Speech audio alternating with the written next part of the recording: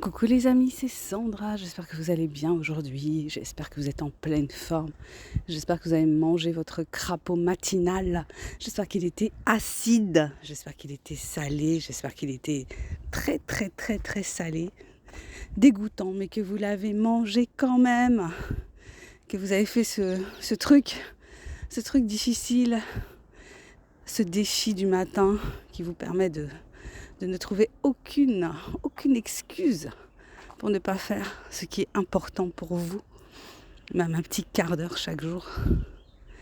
Aujourd'hui, j'ai envie de vous parler d'impuissance acquise. J'ai regardé hier une vidéo très intéressante, une conférence d'Idriss Aberkan sur, je crois que le titre c'était l'optimisme ou devenir optimiste, un truc comme ça. Je vous mettrai le lien si ça vous intéresse d'aller regarder. C'est super intéressant. L'idée c'est quoi ? L'idée d'Idriss Aberkan, c'est de vulgariser un maximum. Je crois que c'est pas en début de conférence, il me semble qu'il dit que c'est pas que son idée. Hein. Mais voilà, l'idée c'est de vulgariser un maximum les théories psychologiques en lien avec la manipulation mentale en fait.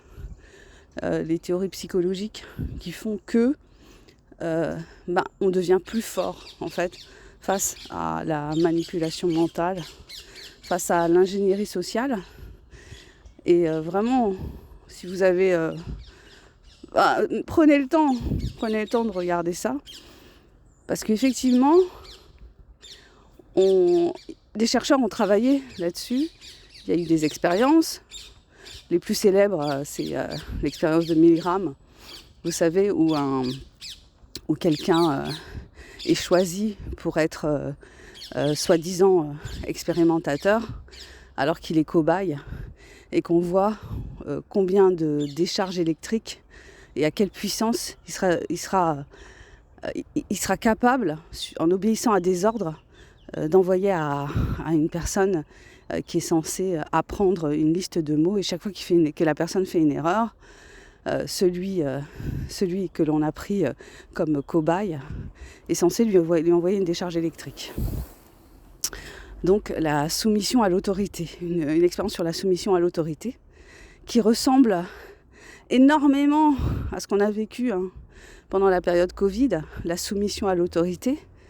Et ceux qui ont expérimenté comme moi le fait de ne pas se soumettre à l'autorité ont dû voir à quel point ça peut être difficile de ne pas être conforme. Et l'expérience de la conformité, c'est l'expérience de H, où il y a un groupe d'étudiants, de 6 à 8 étudiants, qui sont censés être tous des cobayes. En fait, il n'y en a qu'un seul qui est cobaye, tous les autres sont des complices. Et on va leur montrer une ligne, enfin 3 lignes plutôt, et on va leur demander laquelle est la plus longue ou la plus courte. Et tous ceux qui sont complices vont donner une mauvaise réponse, et le cobaye, il va donner la bonne réponse. Le but, c'est de voir à partir de quel moment il finit par se ranger à la vie générale. Hein, vous voyez, quand on nous a dit il faut prendre tel médicament, qu'il y a plein de gens qui disaient non, ce médicament il est encore en phase expérimentale, il ne faut pas le prendre, on peut pas le donner comme ça à tout le monde, on peut pas le donner aussi bien aux personnes qui ont des comorbidités qu'aux nourrissons. Non.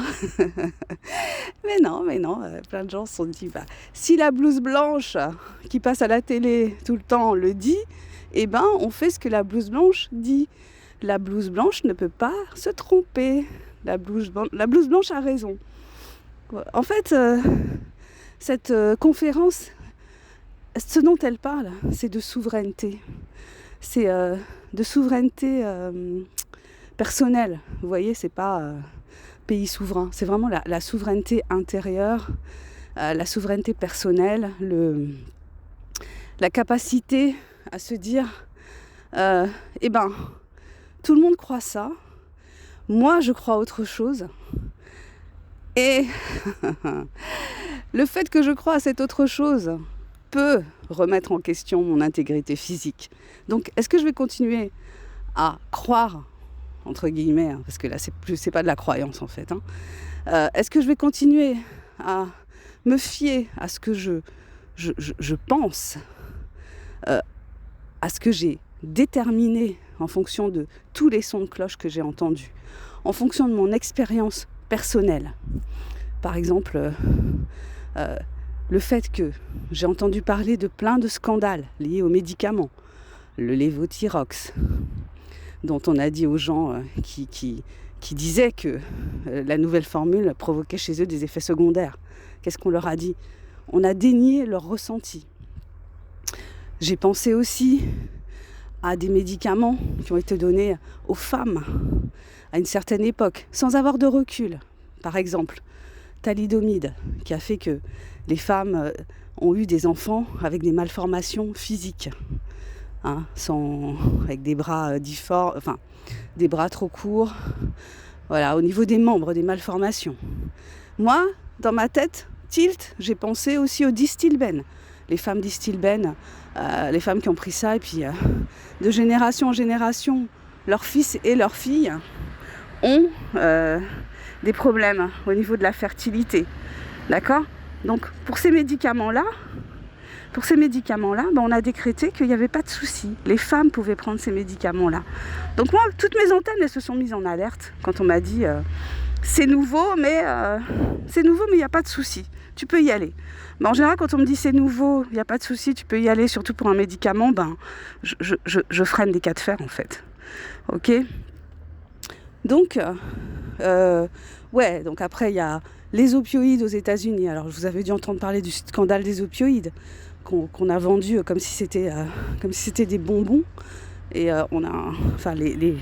les fabricants de médicaments ont fait la pression sur les médecins en leur disant prescrivez. Hein. Et puis les médecins, bien sûr, ils avaient quelque chose en échange. Vous croyez qu'ils n'ont rien en échange, hein. Ils ont toujours quelque chose en échange au niveau financier, sinon ils ne feraient pas ça. Voilà, donc là ils ont rendu je ne sais plus combien de millions de personnes droguées, hein, vraiment. Voilà, c'est lamentable. C'est lamentable. Donc, cette conférence d'Idriss Aberkane, si vous avez l'occasion de la regarder, de la faire voir à vos enfants aussi, à vos ados, après, ils regarderont peut-être pas tout, ça va les saouler au bout d'un moment, mais c'est pas grave. Ils auront peut-être vu un petit peu et ce sera bien. Il parle aussi de l'effet Pygmalion, ça c'est super intéressant. L'effet Pygmalion, c'est le fait que les attentes qu'on a par rapport à quelqu'un font que la personne va se comporter comme on le souhaite, enfin comme on l'imagine.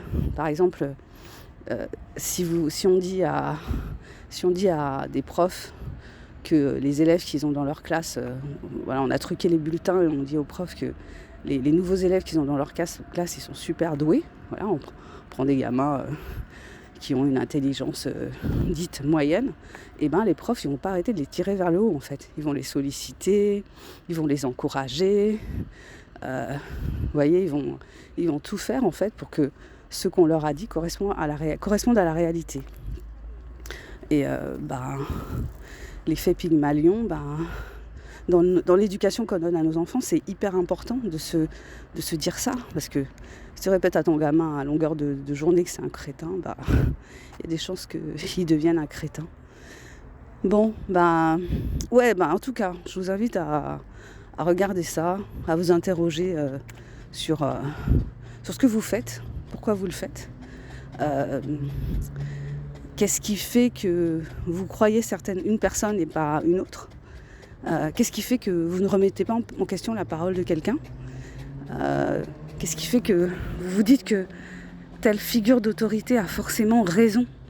Alors que peut-être, les figures d'autorité, elles peuvent avoir tort. Les figures d'autorité peuvent avoir tort. Et même si on n'est pas expert dans un domaine, même si on n'est pas médecin, même si on n'est pas scientifique, on peut remettre en question la parole d'un médecin ou d'un scientifique parce qu'il y a un facteur important dont il faut tenir compte. c'est, euh, c'est le conflit d'intérêts. Est-ce que la personne qui vous parle et qui vous dit de faire telle ou telle chose, est-ce qu'elle a des conflits d'intérêts? Et est-ce que, vous savez, hein, quand les médecins passaient sur les plateaux télé, il y a une loi en fait qui impose aux journalistes de demander aux médecins: est-ce que vous avez des conflits d'intérêts par rapport aux produits que vous proposez de prendre? Et je ne sais pas si vous avez remarqué, mais jamais les journalistes ne posaient cette question. Et les rares médecins qui arrivaient sur les plateaux télé en disant qu'ils n'avaient pas de conflit d'intérêt et en invitant les gens à aller regarder, à aller vérifier, c'était des médecins dits non fiables, racontant n'importe quoi, gourous, complotistes. Hein, c'était Louis Fouché qui commençait toujours ses interventions comme ça. C'était Didier Raoult qui le disait aussi. Il y avait Perron aussi qui disait ça. Donc, c'était ce qu'on aurait dû demander à tout le monde en fait. Est-ce que tu as des conflits d'intérêts, mon gars? D'où me parles-tu en fait? Quel est ton intérêt à me dire ça? Vous voyez ce que je veux dire? Donc, s'informer sur toutes les expériences en psychologie qui ont été faites pour nous protéger, enfin elles n'ont pas été faites pour nous protéger, mais qui peuvent justement nous mettre en alerte, nous protéger, ouais, avoir un rôle de protection. Je trouve que c'est super important et qu'on devrait vraiment nous apprendre ça à l'école, entre autres choses. Voilà, bon bah écoutez, c'était ça que j'avais envie de partager avec vous aujourd'hui. Cette théorie de l'impuissance acquise. Je me présente pour ceux qui ne me connaissent pas, je suis Sandra Ganva, je suis écrivaine indépendante et sur cette chaîne je partage avec vous ce que j'ai envie de partager. Je suis donc écrivaine et je vous invite à aller jeter un coup d'œil sur mes créations littéraires. Je fais des expériences littéraires, il y en a un petit peu pour tous les goûts. Vous avez tous mes livres sur la plateforme Amazon en version papier et en version numérique. Je vous propose aussi des formations, je vous offre des formations, elles sont juste, vous avez les liens juste en dessous de la vidéo pour des masterclass et pour une formation proprement dite. Et puis j'avais fait aussi des directs sur l'auto-édition, un atelier aussi pour vous aider à lever vos blocages qui peut être intéressant. Et puis, troisième aspect de mon activité, je travaille en tant que coach. J'accompagne des personnes qui souffrent de troubles du comportement alimentaire, d'obésité, ou qui cherchent à prendre ou perdre du poids, mais dans tous les cas, qui ont un rapport compliqué avec la nourriture. Voilà, et qui veulent travailler là-dessus, sur le côté addictif de la nourriture. N'hésitez pas à me contacter, hein, vous avez mon mail juste en dessous. Je vous souhaite une super journée. Informez-vous, prenez des avis de tous les côtés, pesez le pour et le contre, faites-vous confiance, faites confiance à votre intelligence, ne déléguez pas votre pouvoir. Ce serait bien si on arrêtait de déléguer notre pouvoir, punaise. Qu'est-ce que le monde irait mieux si on arrêtait de déléguer? Si le peuple, ceux qui ne sont rien, vous savez, les sans-dents, si on arrêtait de déléguer notre pouvoir à tous ces connards là, franchement. Qu'est-ce que le monde irait mieux? Qu'est-ce que le monde irait mieux? Bon, bah je vous dis à demain pour le prochain partage. Ciao, ciao, bye bye.